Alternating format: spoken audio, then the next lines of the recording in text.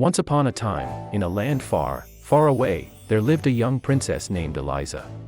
She was the only daughter of the king and queen, and she lived in a grand castle surrounded by lush gardens and rolling hills. Despite her privileged upbringing, Eliza was a kind and compassionate princess, who cared deeply for her subjects and always tried to do what was right. One day, Eliza received news that a great dragon had been terrorizing the kingdom, destroying villages and causing chaos wherever it went. The king and queen called upon the bravest knights in the land to defeat the dragon and restore peace to the kingdom.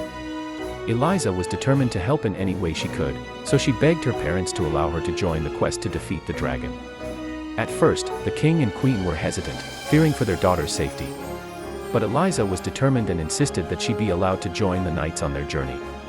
Finally, the king and queen relented, and Eliza set out on her quest with a group of brave knights, including Sir Henry, the most skilled warrior in the kingdom. As they rode through the rolling hills and dense forests, Eliza couldn't help but feel a sense of excitement and adventure. She knew that danger lay ahead, but she was determined to see the quest through to the end. As the group of knights and the princess traveled deeper into the kingdom, they encountered many challenges along the way. They braved fierce storms and navigated through dense forests, all while keeping a lookout for the fearsome dragon. One day, as they were crossing a narrow bridge over a deep ravine, they heard a loud roar from below. Eliza and the knights froze, realizing that the dragon was lurking beneath the bridge. Sir Henry stepped forward, unsheathing his sword and preparing to face the beast. Eliza watched in awe as the knight clashed with the dragon, their swords ringing out as they fought.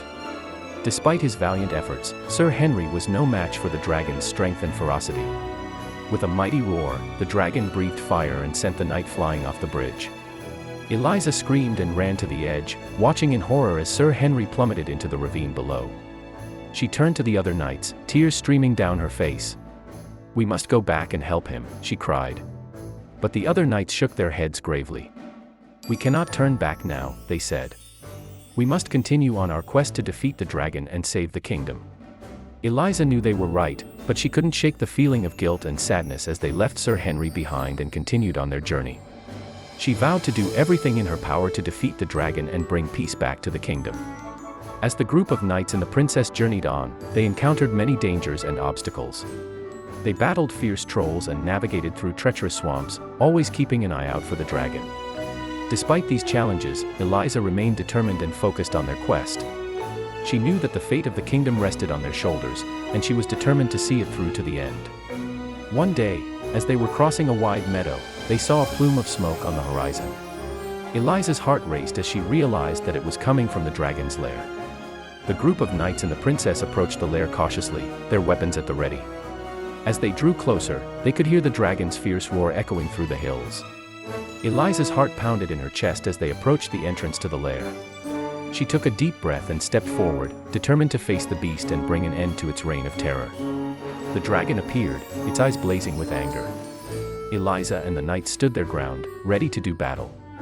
As the dragon lunged at them, they fought with all their might, their swords flashing in the sunlight. The battle was long and fierce, but in the end, the knights and the princess emerged victorious.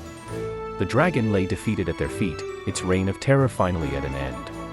Eliza and the knights returned to the kingdom as heroes, hailed by the people for their bravery and determination.